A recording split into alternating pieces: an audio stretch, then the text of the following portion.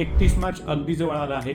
त्याआधी या 5 महत्त्वाच्या गोष्टी केल्याच पाहिजे, नाही तर नंतर पश्चाताप होऊ शकतो. पोर्टफोलिओमध्ये जर प्रॉफिट असेल तर 1.25 लाखपर्यंत टॅक्स फ्री प्रॉफिट बुक करा आणि जर लॉस असेल तर टॅक्स लॉस हार्वेस्टिंग वापरून स्मार्टली टॅक्स बचत करा. डिटेल्ससाठी तुम्ही माझा मागचा व्हिडिओ बघू शकता.